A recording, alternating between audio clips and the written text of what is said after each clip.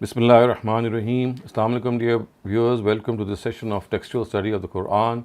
As you would recall, we are studying Surah Araf, which is the second surah of the second chapter of the Quran. In this surah, the Quraysh are taken to task and they are reminded of the stories and accounts of the previous nations and all of these nations towards prophets were sent were very well known to the Arabs.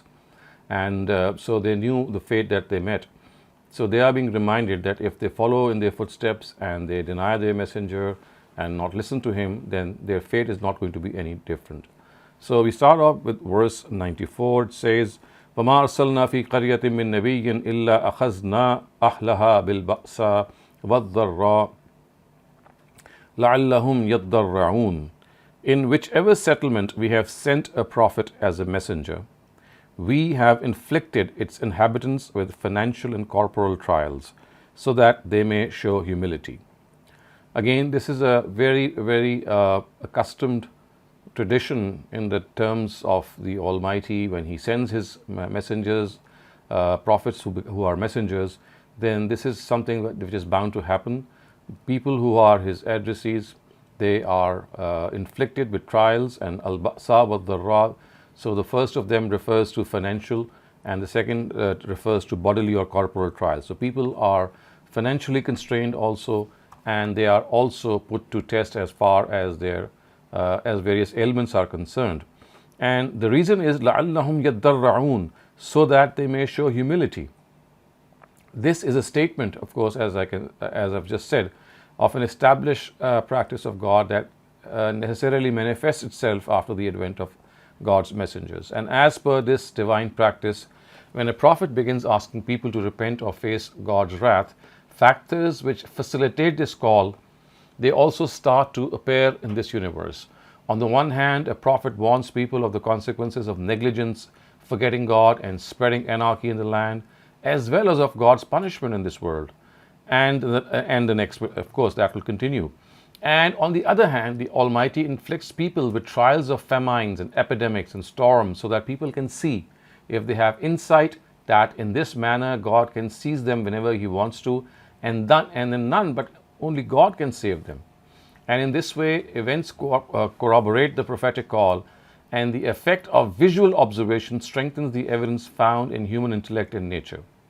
So we can say that it is as if the heavens and the earth display whatever a prophet says, so that those who have even the slightest ability to be influenced, they bend and acquiesce before God and reform themselves. So this is an established practice of God, and it is actually meant to create this humility in people and make them realize what they are doing.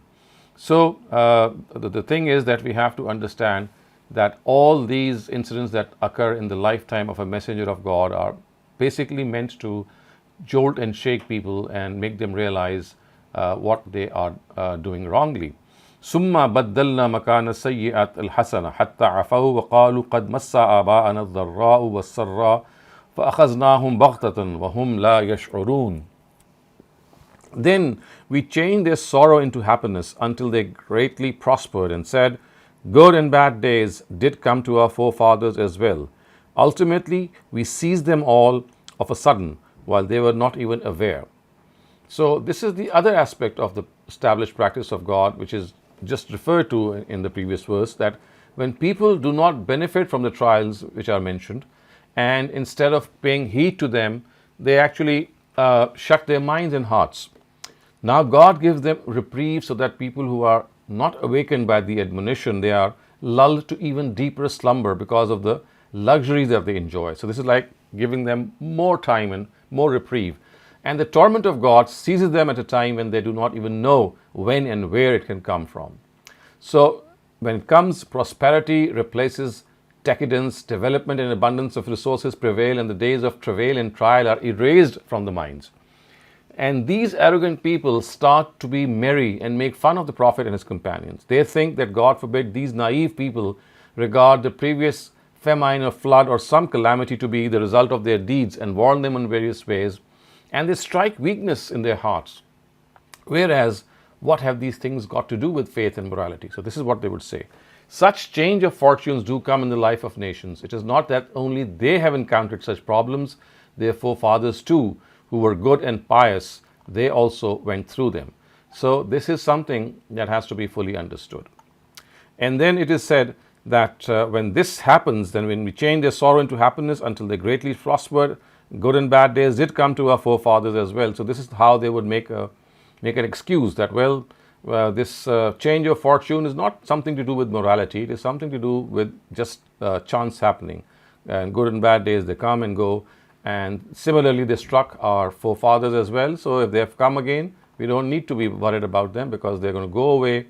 And this is like a cycle that's going to go on.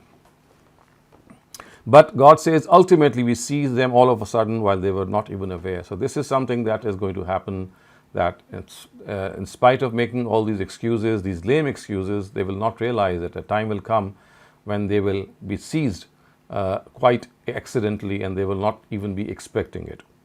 وَلَوْ أَنَّ أَهْلَ الْقُرَىٰ آمَنُوا وَاتَّقَوْا لَفَتَحْنَا عَلَيْهِمْ بَرَكَاتٍ مِّنَ السَّمَاءِ وَالْأَرْضِ لَكِنْ كَذَّبُوا فَأَخَذْنَاهُمْ بِمَا كَانُوا يَكْسِبُونَ.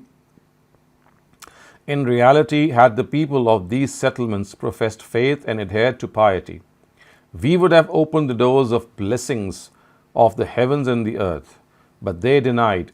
So we too seized them because of their misdeeds. So again, the implication is that just as the consequence of denying messengers of God is facing punishment in this world, in a similar way, if his message is accepted, the blessings of the heavens and the earth, they are necessarily acquired by them. And this is a established practice of God, and it will remain force all the time. And of course, the last time that it is going to happen, and it did happen, was in the times of Prophet Muhammad himself. This was its last manifestation, after which it has become proven with full certainty that one day reward and punishment will also manifest themselves like this in the hereafter. Again, it is something that has to be fully understood, that the blessings of God, they are something that are going to simply engulf people. They are going to embrace them from all sides if they are in this situation and they encounter a prophet of God and they profess faith in him. أَفَآمِنَ أَهْلُ الْقُرَىٰ أَنْ يَأْتِيَهُمْ بَأْسُنَا بَيَاتًا وَهُمْ نَائِمُونَ أَفَآمِنَ أَهْلُ الْقُرَىٰ أَنْ يَأْتِيَهُمْ بَأْسُنَا ضُحًى وَهُمْ يَلْعَبُونَ. Then tell us whether the people of these settlements could remain secure from our torment, that it may visit them at night while they are fast asleep. So again, whether they are fast asleep or whatever they are doing, so the next verse actually tells us, or could the people of the settlements remain secure from our torment, that it may come to them right in daytime when they would be involved in playing. So in other words, what is being said in these two verses is that whether it is night or day, whenever it will come, they will not be able to save themselves. And then what will the Quraysh do if such a torment visits them? So that is why there is this threatening tone, this warning that you can see, which exudes these two verses, that how can they secure themselves? And then this tone continues, أَفَآمِنُوا مَكْرَ اللَّهِ فَلَا يَأْمَنُوا مَكْرَ اللَّهِ إِلَّا الْقَوْمُ الْخَاسِرُونَ. Then were they secure from God's plan? So remember that only those people think that they are secure from God's plan who are to become losers. So this is how the Quran has said that people who would like to make a plan, and that is a plot, which is a secret plan, and that is precisely what the word makr means in Arabic. And here actually it means that God seizes a person from where he cannot even imagine. So that is what it is said, that were they secure from God's plan? So remember, only those people think that they are secure from God's plan who are to become losers. So the established practice which we have just discussed, in which God gives a spite to a person after warning him, is an example of this secret plan.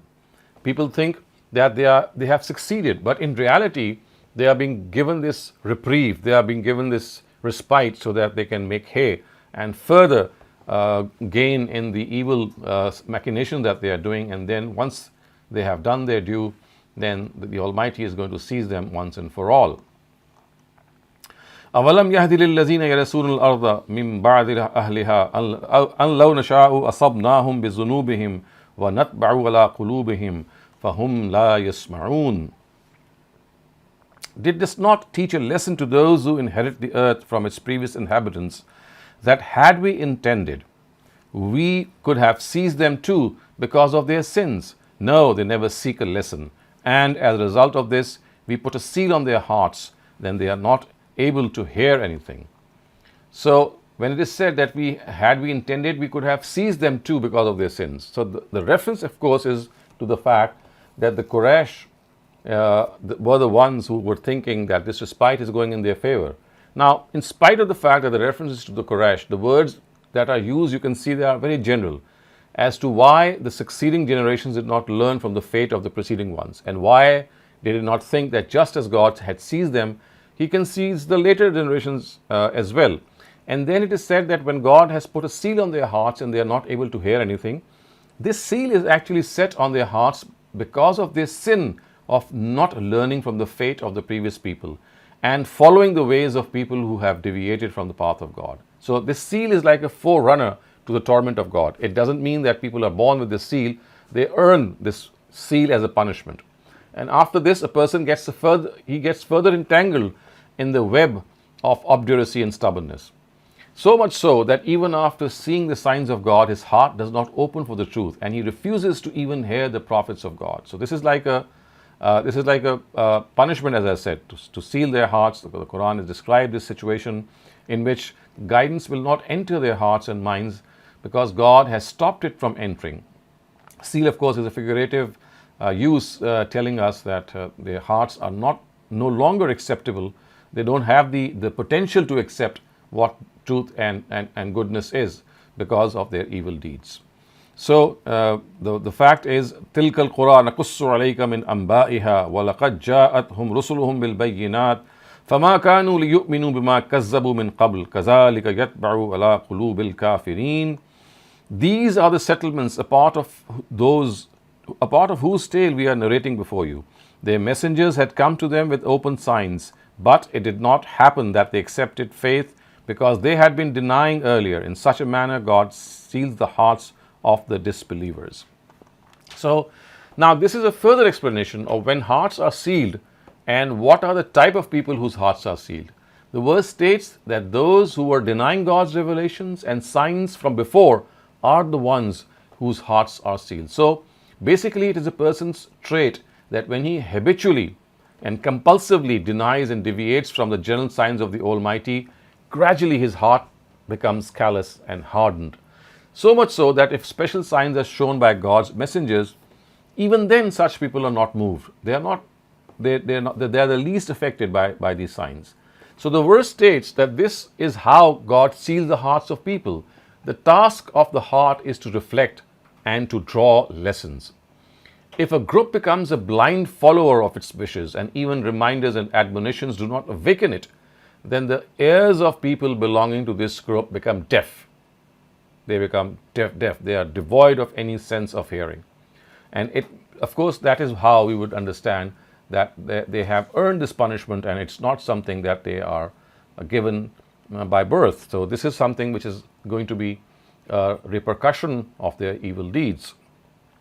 وَمَا وَجَدْنَا لِأَكْثَرِهِمْ مِنْ أَهْدٍ وَإِنَّا وَجَدْنَا أَكْثَرَهُمْ لَفَاسِقِينَ. In reality, in most of them, we did not find those who abide by promises. In fact, most of them we found to be those who break promises. So again, once they are told that these are the people that normally would make commitments and would never honor them.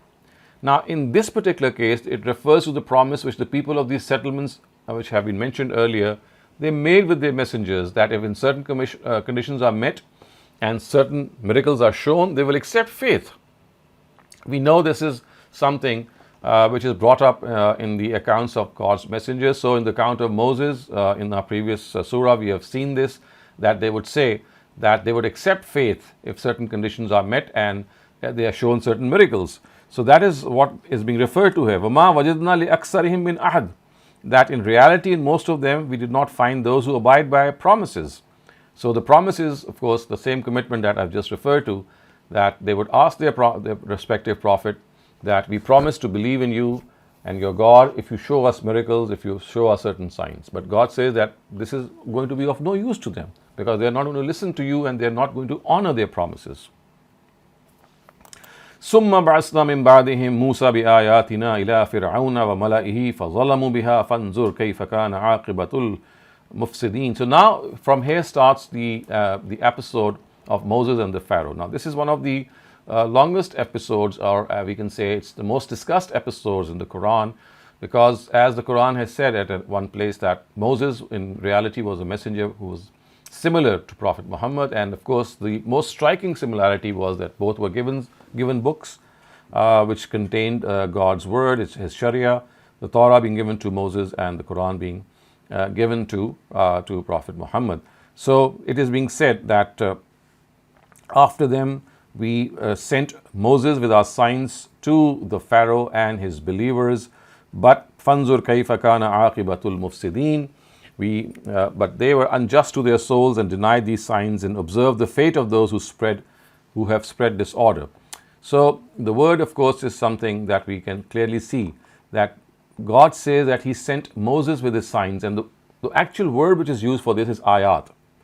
It refers, basically, if you go a little bit deeper, it refers to those intellectual and natural arguments, natural meaning drawn from human nature and the nature around human beings, which Moses and Aaron presented to the Pharaoh and his chiefs, as well as to the miracles which they showed to the Pharaoh and his people. So these are all signs that they showed. Other instances in the Quran we find that these details, of course, are something that are presented in more detail. So to the Pharaoh and his chiefs, when it is said that Moses was sent, so the word Pharaoh, of course, it's a title given to the kings of Egypt. The people of ancient Egypt regarded the sun to be their supreme god and their sovereign deity. It was called Ra, which is like Ra and Ain. And thus the word Fir'aun means the children of the son of God. So the actual word Fir'aun, which is pronounced as Pharaoh in the English language, it actually means the children of the sun god. So the word sun god, of course, is something to which the Pharaoh was associated, but Pharaoh meant that he was a child of the sun god. The kings of Egypt, they presented themselves as the corporal manifestations and earthly representatives of Ra, Ra being the sun god, and would vehemently tell people that they were the supreme gods of their own sovereign deities. And we know that that is how their own story went, that they wanted to strike awe in their minds and in their hearts. And this is how they said and told them that they are the son of the sun god, and hence they have to be worshipped as the sun god. So وَقَالَ مُوسَى يَا فِرْعَوْنُ إِنِّي رَسُولٌ مِّن رَبِّ الْعَالَمِينَ حَقِيقٌ عَلَىٰ أَن لَا أَقُولَ عَلَى اللَّهِ إِلَّا الْحَقَّ قَدْ جِئْتُكُمْ بِبَيِّنَةٍ مِّن رَبِّكُمْ فَأَرْسِلْ مَعِيَ بَنِي إِسْرَائِيلَ. Moses said, O Pharaoh, I have come from the Lord of the worlds. This is what I should do, and this is precisely my craving, that I say to you nothing from God but the truth. I have come to you from your Lord with a sure sign of this status of mine. So let the Israelites go with me.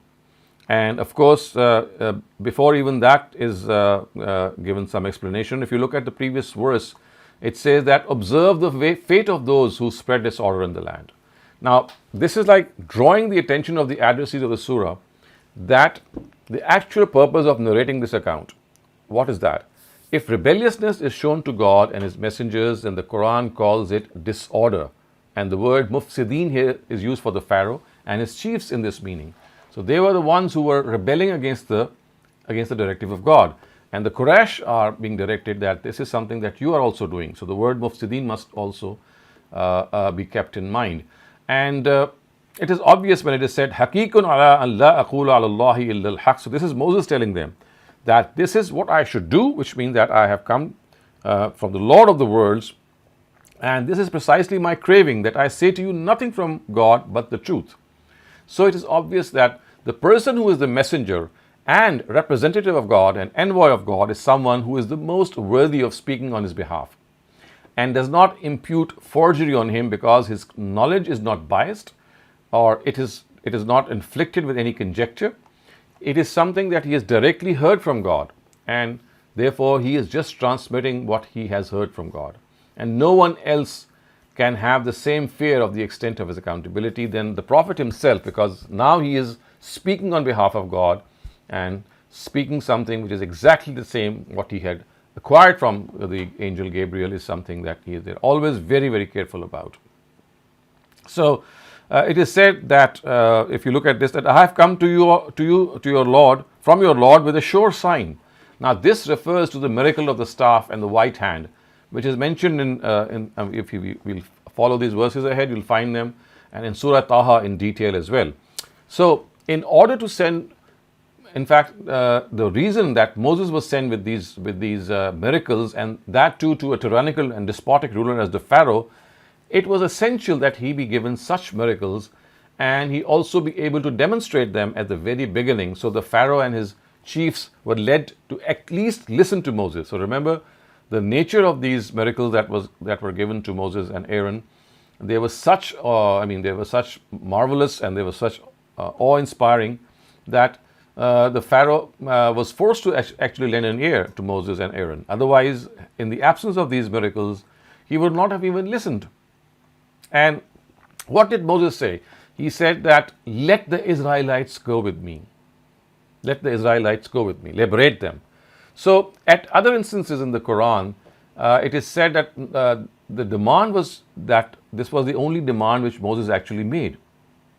And not only the demand which Moses made, besides this, in accordance with the general way of the practice of God's messenger, he also invited the Pharaoh and his chiefs to profess faith in monotheism. So it's not just the fact that he said that just let the Bani Israel go with me, but we know from other instances that not only he said this, but he invited the Pharaoh and his chiefs, which are mentioned here as Mullah, to profess faith in monotheism and in the hereafter, and to fear and be reminded of God. So with the help of his extraordinary miracles, he also conclusively communicated the truth to them, which is called as Itmam al-Hujjah. So the demand to take the Israelites with him was also not the demand of a nationalist leader to liberate his nation from slavery, as has been understood by some scholars. It was done to make the scheme of God materialize, according to which the progeny of Abraham was chosen for the global communication of religion and conclusive communication of the truth. So it was essential, as per the scheme, that they be settled in a certain place, which was to be made the headquarters, so to speak, or the center of their mission. And it is evident from the book, from the Bible, of course, the book of Exodus, that Moses did not explicate the full scheme to the Pharaoh. He did not divulge the reason that he was going to take, or he was demanding from the Pharaoh to take the Bani Israel with him. And so it was something that they just understood. And his courtiers were not fully aware of the scheme, and he only told them that they wanted to go to a distance of 3 days to the desert for the ritual of animal sacrifice, because it was intended to be slaughtered, was slaughtered in Egypt. They would have been stoned to death by the Egyptians, of course. That is something that we know clearly, that they would not have allowed this. So the only part of the scheme that he divulged was that he wanted to take the Israelites out at a distance of 3 days. But the real purpose was to settle them in a place. قال إن كنت جئت بآية فأت بها إن كنت من الصادقين فألقى عصاه فإذا هي ثعبان مبين. He replied, if you have brought a sign, present it if you are truthful. At this, Moses placed his staff on the ground, then it suddenly turned into a vibrant serpent, and he pulled out his hand from his arm slit, so it suddenly appeared dazzling to the onlookers. When the chiefs of the Pharaoh, قال الملأ من قوم فرعون إن هذا لساحر عليم, when the chiefs of the Pharaoh's nation saw this, they said, this person is a very adept magician. So first of all, you can see that what is being said here is that the staff of Moses, it became a serpent that was, that could not have been mistaken for anything else. It's not sort of a trick. It was an actual change of form. And the attribute of Mubin actually means that it could not have been doubted that it is anything else but the snake or the serpent. And also the second miracle that he showed was that he took out his hand from his arm slit and it appeared white. And that is something which he also showed it. and it would become, it was like a sign that both Moses, when he showed to the Pharaoh and his courtiers, they became bedazzled. They became dumbfounded, because this is something that they could not have expected, except for someone who's really an envoy of God. And so, what was the reply? The reply was that this person is a very adept magician. He wants to expel you from your country. So the chiefs, this is what the chiefs told the Pharaoh, that he's not an ordinary magician. In fact, he's a very skillful one, and is demanding to take the Israelites with him to organize them into an army and then attack the Pharaoh and his people and expel them from their country and take up the reins of power himself. This is what the courtiers gave a clue to Pharaoh, that don't let them go, otherwise they're going to organize themselves and attack. And this was a very logical conclusion, keeping in view the extraordinary personality of Moses and the large number of Israelites. So if this was a conjecture, it could have been very true, at least in their own minds. So it was quite probable that this was the actual opinion of the courtiers, and it is also possible that they could have been using this as a ploy to take people away from the call of Moses, so that they could think that this is something that is being done in a wrong spirit. Yuridu an yukhrijakum min ardikum famaza ta'murun. So what is being said is that he wants to expel you from your countries. So what is your opinion? So he is now asking their opinion. And then what did they reply? Qalu arjih wa akha wa arsil fi madaini hashirin ya'tuka bi kulli sahirin alim. Then all of them advised the Pharaoh, put him off and his brother, and sent forth workers in every city, who gather and bring forth to you all adept magicians. So now this is something that they did, that they wanted to challenge Moses, because they thought that he is at least a magician, if not a prophet. They knew from this, because they knew the tricks of the trade, that this could not have been done by anyone else. So what is the suggestion that they gave? They said that, okay, you bring forth all the magicians of your country. Ya'tuka bi kulli sahirin alim. And then وَجَاءَ السَّحَرَةُ فِرْعَوْنَ قَالُوا إِنَّ لَنَا لَأَجْرًا إِن كُنَّا نَحْنُ الْغَالِبِينَ. Thus this is what was done. And the magicians came to the Pharaoh. They said, if we win, we shall certainly be rewarded abundantly. So again, this actually citation of the Quran shows that these magicians, they had this moral decadence and meanness. The implication was that, like professionals usually do, they expressed their hope for reward, and they did so in a very flattering way. So جاء السحرة فرعون قالوا إن لنا لأجرا إن كنا نحن الغالبين. So we do hope that we would be rewarded if we have been in any way, or if we are dominant over Pharaoh.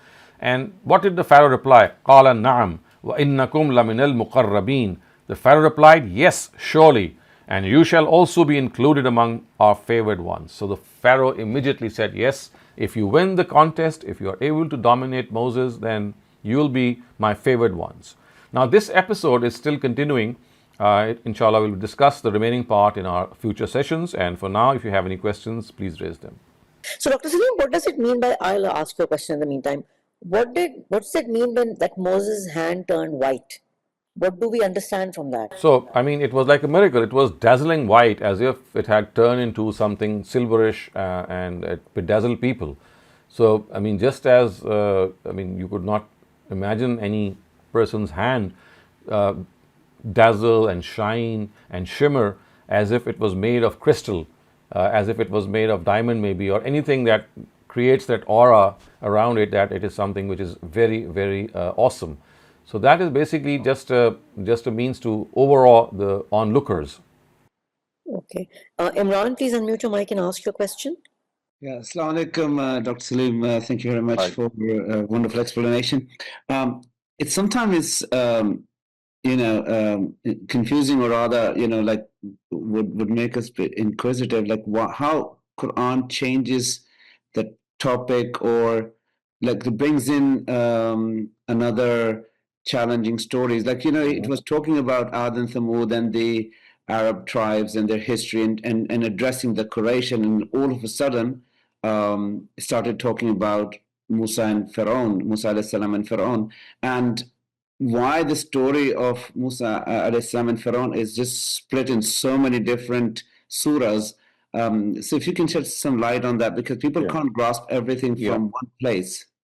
Yeah, so you see, first of all, if you look at the sequence of these stories, you'll see that it's generally a chronological sequence.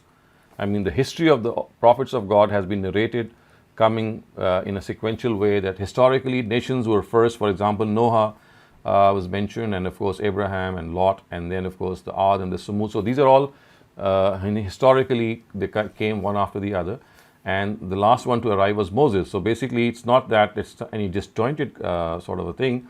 It's deeply connected. It's just all these important prophets about whom the Arabs knew very well. They are being narrated in a historical way.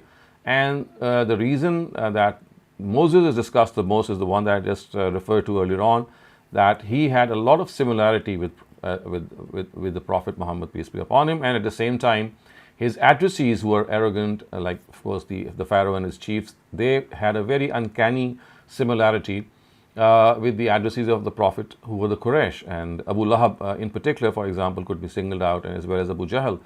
So, and because of the fact that, like Prophet Muhammad, Moses was also a prophet or a messenger to whom a book was given. So remember, the real book that came before the Quran was actually the Torah, because the Injil was just a supplement to the Torah, and the Psalms also was a supplement. So basically, a book that was given in the form that we find a book to be, that was just the Torah. So if anything can be comparable to the Quran, it is the Torah. So again, this similarity is something that could have always struck more. Could have struck a chord in their hearts, because similarity is something about which people often they lend an ear and they feel that they can draw a lesson. So that is why Moses is mentioned so abundantly all over the Quran. And so one of the things you had mentioned, that Musa alayhi salam told the courtiers that he's going to be taking them out of the city into the desert for 3 days from the Exodus. Like, what was the festival that they were going to celebrate over there? Because if they had been doing it before that, or was this the first time that he was going to take them out so far out? No, actually, this is not a festival. He thought that they would. He gave this impression, as I come to understand, that they were doing animal sacrifice, and this is something that they could not have done in Egypt, because, of course, of obvious reasons, that this is that was restricted there. So he gave. The Pharaoh thought that this was the purpose of him going out, but in fact, as Ustaz Ghamidi has said, that the real reason was that he wanted to organize them. He wanted to take them to the land of Palestine, where he could have them settled, and where they ultimately went, as we know later on. So the reason was that he could go there, he could have them settled, and organize them in a situation that they could become a very, very well-disciplined community, and then, of course, do the job that God had cut out for them. Okay, thank you. So, Dr. Saleem, I have a quick question. Does the animal sacrifice have any link at all, or do we have any understanding if it has anything to do with how Hazrat Ibrahim sacrificed the slaughter of the animal, and then so do we as Muslims? Any connection to that, or no? You're talking about the animal sacrifice that we offer? No, the animal sacrifice that Moses was taking the Jews out to the desert. Does it have any connection to? No, of course, the animal sacrifice has always been offered for the same one reason, and that is that a person, when he sacrifices an animal, he actually says or commits this to God, that this is in lieu of my own life, that today I am sacrificing or slaughtering this animal as a symbol, and tomorrow, if my own life is needed, I'll not withhold my life. So basically, animal sacrifice always has the same same essence in it, that it is like presenting an animal and committing to God that this is just a commitment that I'm making, that I'm slaughtering a very dear animal, and tomorrow, if my own life is needed, just as I did not withhold my animal from you, I'm not going to withhold myself. So, as Imran just asked, is there any history of that happening before? Of course, and it was Abraham was the first one to do that. This was 1,000 years before Moses, like 700 years. So, any history of the people who were living in Egypt who Moses was taking out, is there any history that they used to do that before, or no history of that at all? It does seem that they were not allowed to do that. Okay, got it. Thank you, Dr. Saleem. I do not have any raised hands right now, Dr. Saleem, so we can move to the idiomatic translation, then maybe come back to questions when we have Okay. any. So I'm going to start the literal translation and the idiomatic one as well, starting from Surah, from the verse 94. So ma arsalna fi qaryatin min nabi wa and ma not. Arsalna, we sent, fi in, qaryatin, a settlement, min nabiyyin, amongst a prophet, illa, except. So literally it would mean that we do not send any prophet to a city except, and what is that except? Illa akhazna, that we seize them. And who? Ahlaha, their inhabitants. Bil ba'sai, with trials which are financial in nature. But that ba'sa means financial trials, and dharra means corporal or physical trials. So we do not send any prophet in a settlement except that we take hold of their inhabitants, ahlaha, bil ba'sai wa dharrai, with the trials of financial and corporal nature. And la'alla, so that whom they yaddarra'un, they show humility. So this is the reason of these trials, that they show humility and they bend down before God. Thumma, then, baddalna, we changed, makana sayyi'atil hasana, their sorrow or their grief with prosperity. Then we changed, so baddalna means we changed, summa is then, makana, in place, sayyi'a, their grief, al hasana, with prosperity, hatta, until, afau, until they greatly prospered, waqalu, and they said, qad, indeed, massa, reached us, aba'ana. Qad massa aba'ana would mean that good and bad days. So that is something that is being mentioned in the later part of the verse. Qad massa aba'ana ad-dharra'u was-sarra'u. So qad, indeed, massa, reached, aba'ana, our forefathers, ad-dharra, again the same thing, which is physical trials, and sarra is something which is, of course, you can say a comfort. So these are like two opposite words, comfort and discomfort. So what they are saying is that indeed reached our forefathers, zarra and sarra, which means trials and comfort. Both of them, they came to our forefathers. Fa, therefore, akhaznahum, we seized them, baghtatan, suddenly. We seized them suddenly. Wa, and whom, they, la, not, yash'urun, in a position of awareness. So they were not even in a position of awareness. They did not even know this. We seized them suddenly. Wa, and law, if, anna, that, ahlul qura, the people of the cities, amanu, had professed faith. So had the people of the city professed faith, wattaqaw, wa, and ittaqaw, shown piety, wattaqaw, and shown piety, lafatahna, indeed we would have opened, alayhim, upon them, barakat, the blessings, minas samai, from the heavens, wal ard, and the earth. So we would have opened the doors of blessings from the heavens and the earth. Walakin, but, kazzabu, they denied. So this has not happened, they denied. Fa, therefore, akhaznahum, we seized them, bima, because, kanu, they were, yaksibun, earning. Obviously the connotation is they were earning bad deeds.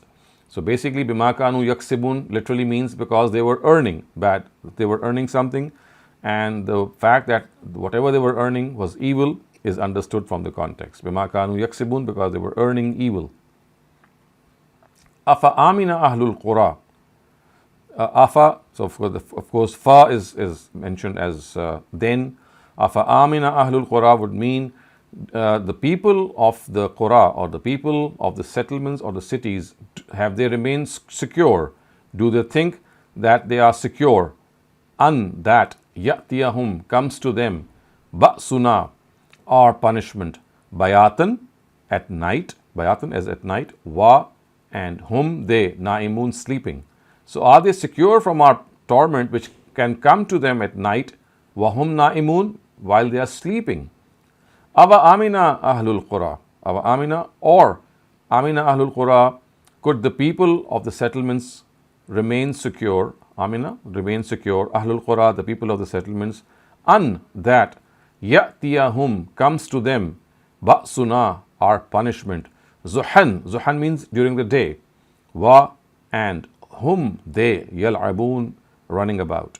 So are they secure? The people of these cities, are they secure that comes to them our punishment at daytime while they are running about or while they are playing? Afa aminu makrallah. Afa aminu would mean, so are they secure? Makrallah, from the scheme of God.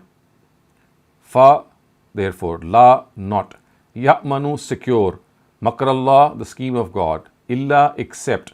Al-Qawm, the nation.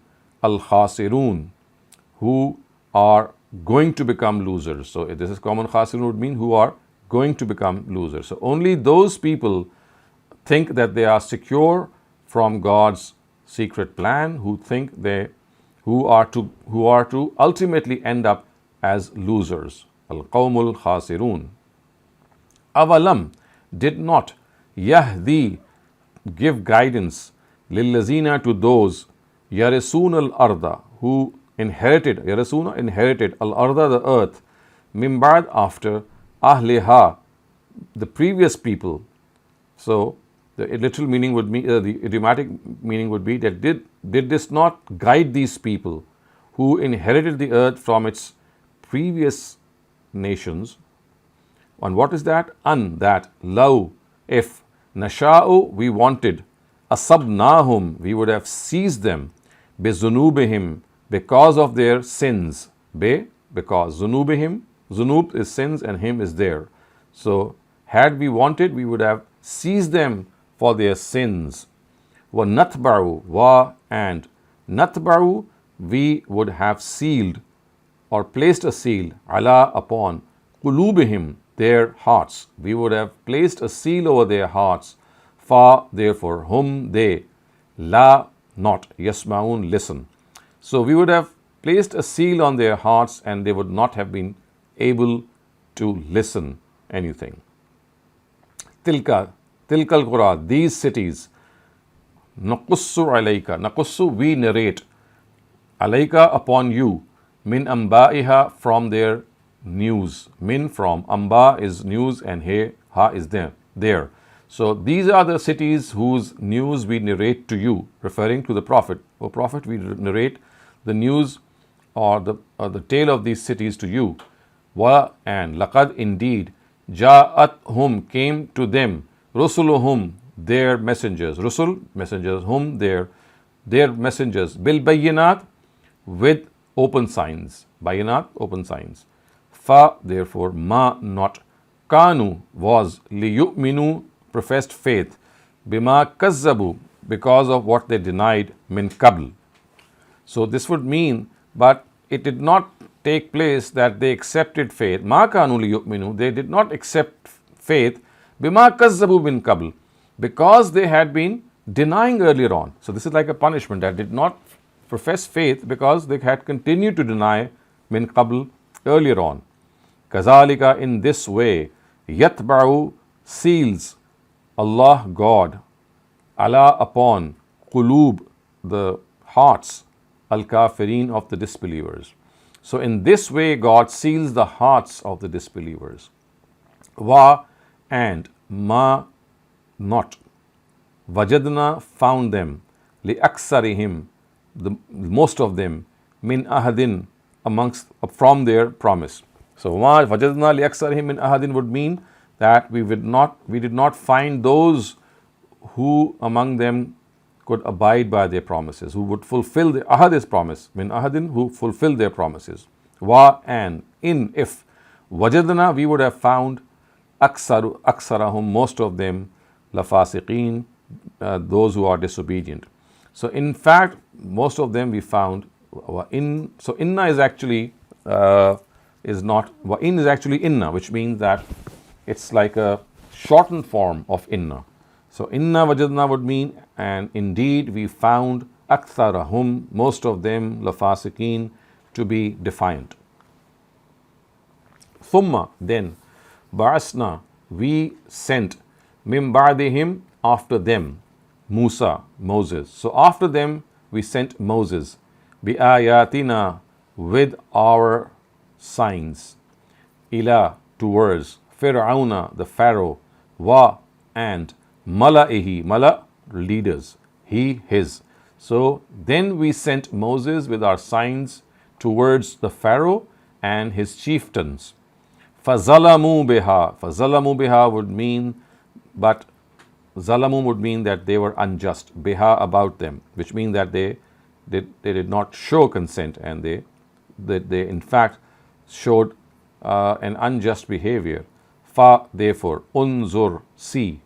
Fanzur, therefore see. Kaifa, how. Kana is aqiba, the fate. Al-mufsideen, of those who spread disorder. So see what is the fate of those who spread disorder is like.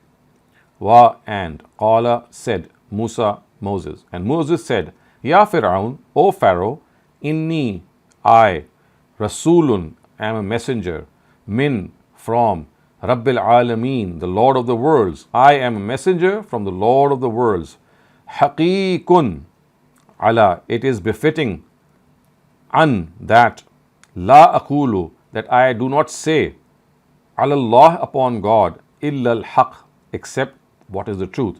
So it is only befitting that I only say that which is according to the truth regarding God. And what is that? Qad ji'tukum, qad, indeed, ji'tukum, I have come to you. Ji'tu, come, kum, to you. I have come, indeed I have come to you, with, bayyinatin, with a sign, min rabbikum, from your Lord. I have come with a sign from your Lord. Fa arsil, fa, therefore, arsil, send, ma'iya, with me, Bani Israel, the Israelites. So send with me the Israelites. Qala, so he said, in kunta ji'ta bi ayatin. So this is the Pharaoh speaking. He said, in kunta ji'ta bi ayatin. In kunta, if you, ji'ta has come, bi ayatin, with a sign, fa'ti biha, show it to us, present it to us. In if kunta, you, minas sadiqeen, among the truthful. So if you have come with a sign, then present it to us, if you are really truthful. Fa, therefore, alqa, dropped, asahu, his staff. So Moses dropped his staff on the floor, of course. Fa, therefore, iza, it became, and it became, fa izahiya, and it became, su'ban, serpent, mubin, absolutely clear. So it became a serpent that could not be mistaken for anything else. Unmistakably, it was a serpent or a snake. Wa, and nazara, he pulled out, yadahu, his hand. Fa'iza, and suddenly, fa'izahiya, and suddenly it became bayza, white, shining white, lin nazirin, for the onlookers. Le, for nazirin, the lookers. So it became shining white for the onlookers. Qala, said, al-mala'u, the leaders, min qawmi Fir'aun, from the nation of the Pharaoh. So the leaders from the nation of the Pharaoh said, inna, indeed, haza, this person, la sahirun, a great magician, alim, who is very knowledgeable. So the chiefs of the Pharaoh's nation said that this person, referring to Moses, this person is a very, very knowledgeable magician. Yuridu, he wants, an, that, yukhrijakum, to expel you, min ardikum, min, from, ardikum, your place or your land. So he wants you to expel you from your land. Fa, therefore, ma, what, za, maza is what, ta'murun, do you suggest? So he wants to expel you from your country. So what is your opinion? What do you suggest? This is an opinion that he was asking. Famaza ta'murun, what do you, so this is they asking them that what do you suggest? So what did they reply? Qalu, they said, Arjih, put him off. Wa akhahu, and his brother. Who is his brother? Aaron. So put him off and his brother, which means that just delay, just buy some time. Arjih wa akha. Wa and arsil, send a message. Fi al-Madain, in the cities. Hashirin, to gather. Literally it would mean that send forth people. Fil Madain. Medina is the singular, Madain is the plural. In every city, who gather. Hashirin, who gather. So send forth people who gather, which other words means that you just bring all those people. And what is that? Ya'tuka, to bring to you. Bikulle, every. Sahirin, magician. Alim, very adept. So what he's saying is that you send a message or send forth people in every city, fil madain, every city, to gather people, hashirin, to gather people, and ya'tuka, and to bring to you, bikulle sahirin alim, every adept magician, ask them to bring them to you. Wa, and ja'a, came. Saharatu, Sahara is the plural of sahir, which means the magicians. Waja'a Saharatu, and the magicians came. Fir'auna, to Pharaoh. They arrived before the Pharaoh. Qalu, these magicians said, Inna, indeed, lana, for us, la'ajran, a great reward, in, if, kunna, we, nahnu, us, ghalibin, dominant. So they said, indeed, for us will be a great reward if we are dominant. It's like asking for reward. Qala, the Pharaoh said, Naam, yes. Wa, and innakum, indeed you, lamin, amongst, al-muqarrabin, the near ones. So the Pharaoh said, yes, you will be rewarded. And what will be that reward? I will hold you very close to me. And now, of course, as we know that this tale is still continuing, and we'll complete it inshallah in our future sessions. But for the moment, if you have any further questions, you may raise them. Otherwise, we might just end the session. Imran, please ask your question. So Dr. Saleem, what's the difference between Medina and what's the other place? Madian? Madain. No, Medina and Qura. So, I mean, these are used synonymously also, but normally Qura or Qarya is the singular, and Madain is the singular. The singular is Medina. So, Qarya and Medina, Qarya is a smaller settlement, and Medina is slightly bigger one. I see. So it doesn't have to necessarily to do with human beings, but it's both settlements. One is more like a city, Oh, yes. another Yes. is more like a town or a village. I see. Right. Thank you. Adil Qureshi, please ask your question. Ji, Islamic doctor. So, Walaikum salam. sir, this trial of Basa and Zara, do we have any historical records that show that Prophet Muhammad Sallallahu nation also went through this trial of Basa and Zara? Oh yes. If you look at Medina, there were times in which it was struck with famine. I mean, it was in Mecca actually. The early part of the Prophet's ministry was quite distressful, and this is something which is mentioned in the Quran very explicitly, that the nations of all messengers of God, they are made to pass through special tests, and their companions too. And you can look through the Meccan period in which these trials came. They were corporal trials. Remember how Bilal was put on a black stone and he was dragged over this. We know Ammar bin Yasir, the way he was tied to 4 camels and they were made to run in opposite directions, and there were all sorts of persecution. They had to leave Makkah twice to go to Taif. So all these corporal and financial sort of trials, they were afflicted. I mean, they were afflicted with these trials. So my understanding of the ayah is that these trials are actually for the disbelievers and the non-believers, and not for the people who have believed, and how they are getting punished or prosecuted. No, this is something which the Quran expressly says, وَلَنَبْلُوَنَّكُمْ بِشَيْءٍ مِّنَ الْخَوْفِ وَالْجُوعِ. This is in Surah Baqarah, and addressing the companion that you shall be definitely put into different tests. بِشَيْءٍ مِّنَ الْجُوعِ, that is famine, وَالْخَوْفِ, which is fear, وَالنَّقْصِ مِنَ الْأَمْوَالِ, reduction in your wealth, wal anfus, and people will be killed in wars, was thamarat, in the production of your crops. This is a verse that addresses the companions, and this is like an established practice of God, that He not only, you see that you should not use the word punishment for the companions. Basically, these are trials, and they are meant to test the mettle. So the trials become a test for the companions, and they become a punishment for the disbelievers. Both are trials. Right, sir. Thank you. So, Dr. Saleem, I have a chat question. There's one word I don't understand it, but anyway, I'll just read it out to you. Where did Moses want to take Bani Israel with him? Apparently, Moses did not give dawn to Pharaoh, but just asked him to let Bani Israel go with him. I don't know what dawn means, but dua. Okay. Did not give Bani Israel, apparently Moses did not give dua to Pharaoh or dawa to Pharaoh, but just Dawa. asked him to take. Dawa. Dawa means to invite the Pharaoh. So this is what I explained earlier on. So you see, you must understand that the account of Moses must not be understood from just one place. It is here that you think that as if Dawa was not given and he just wanted to take the Israelites away. No, if you look at other instances and other surahs in which the tale of Moses is mentioned, you'll find that this is something that came later on. He first of all invited them.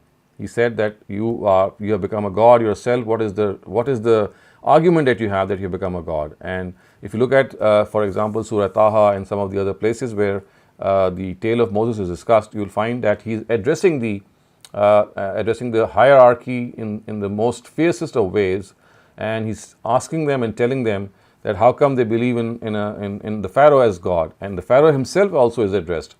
So the reason is that at times we draw a conclusion from one particular aspect or one particular instance of its mention, and that would be erroneous. So you must look up all the instances in which this account is mentioned. Okay, Siddiqa, please ask your question. Assalamu alaikum. Wa alaikum assalam. I think my question is more about asking for your further insight on this. So as you were explaining the verses, it feels like the Pharaoh witnessed obviously clear signs, and yet he rejected Moses.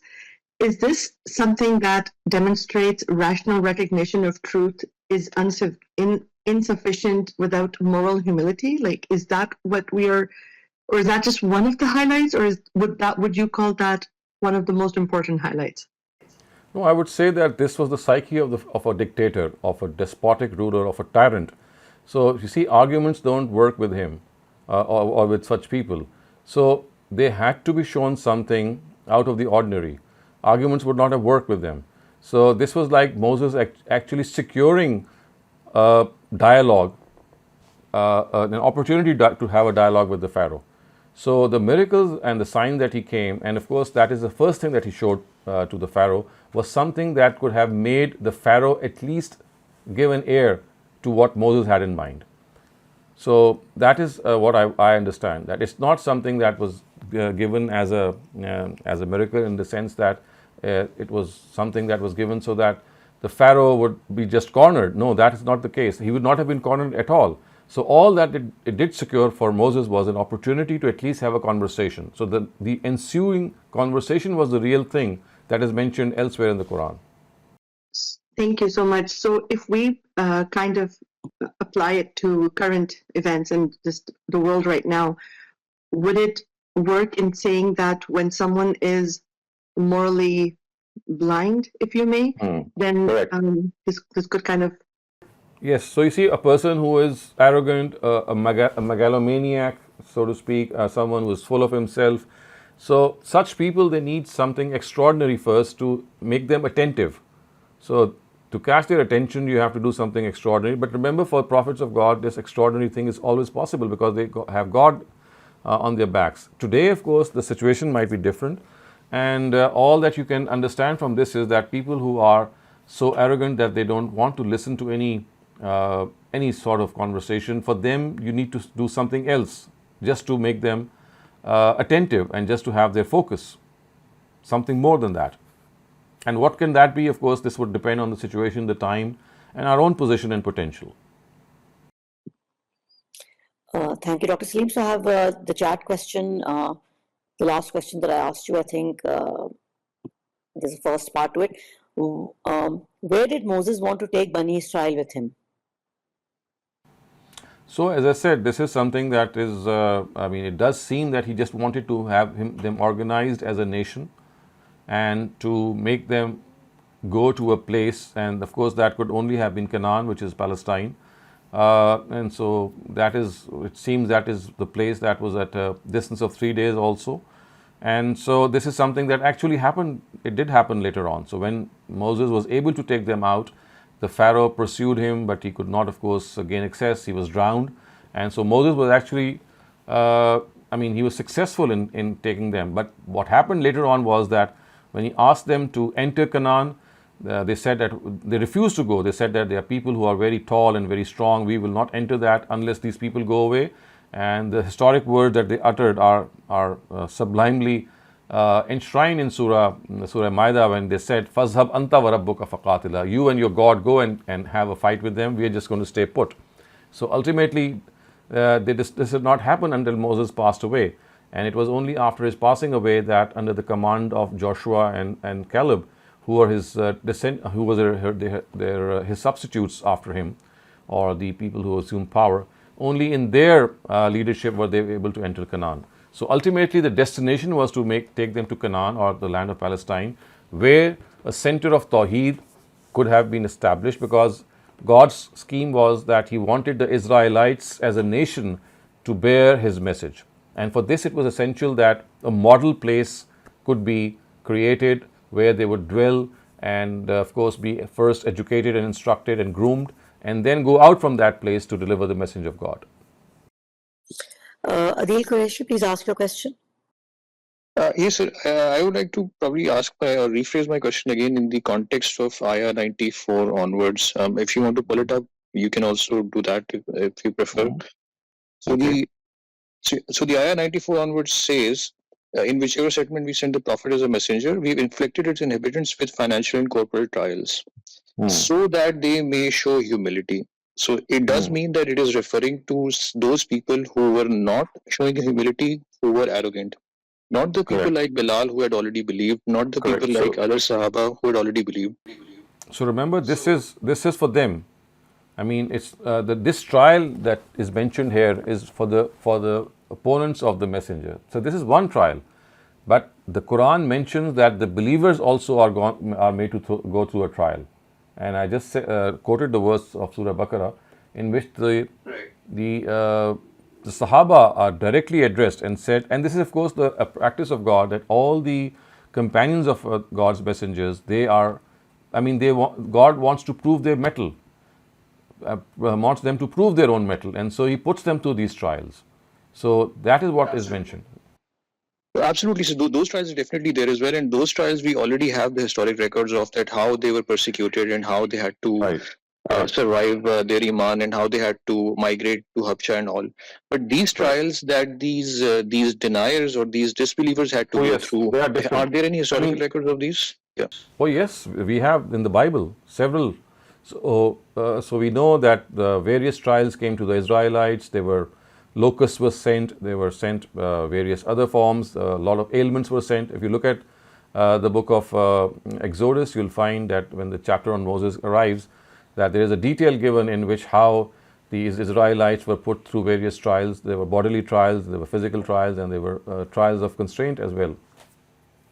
So you just pick up the book of Exodus and read through the account. But for the addressees of Muhammad Sallallahu Alaihi Wasallam, it was my specific question for that. Was there a case where there was some famine in Makkah? Oh yes, we know there was a famine in Mecca and in Medina also. I'm not sure whether it was in Mecca or Medina, but yes, there was a famine. And so, as I said, the crops, they did not have enough produce in those times. And also there was a famine, and then of course there were losses that were, bodily losses. People lost their lives. People went through other trials and tribulations. So, both of these happened historically. Right. Thank you, sir. Okay. Thank you, sir. I have another chat question, Dr. Saleem. The miracle of staff turning into serpent and of the shining hand, what was it used for? Just to overawe the Pharaoh, just to make him understand that if he's the God and he thinks that he has powers, because who else was he? He thought that he is the he's the incarnate of Sun God. He is the incarnate of Sun God, and he had tremendous powers. And of course, all that he had was those magicians who could do tricks and ploys. So before him, an actual miracle was produced, because the Pharaoh was incapable of producing any miracle. All that he could do was gather certain magicians and have some certain tricks being played. But in order to make him understand that he is facing someone who has extraordinary powers, he is not a normal human being. I mean, a normal human being cannot make convert a staff into a snake, or make his own hand shine in such a way. So these miracles were just meant to overawe the Pharaoh and his chiefs and make them realize that they are facing someone who has extraordinary powers, and he says that they are from God. So I mean, it was just a method to make them attentive to what Moses actually wanted them to convey, which actually would come after this. So once he had become attentive, we know from other instances in the Quran that Moses invited them to God, and he said that you have become a tyrant in your own self, and you have enslaved people, and you're doing wrong things. So all this charge sheet was presented by Moses. But once, and this only happened once, the Pharaoh became attentive to him due to these miracles. So, Dr. Saleem, no more questions. We will reconvene, inshallah, next weekend for our regular session and for textual study of the Quran. Thank you, everyone. And thank you, Dr. Saleem, as always, for your wisdom and for your guidance. We really appreciate you.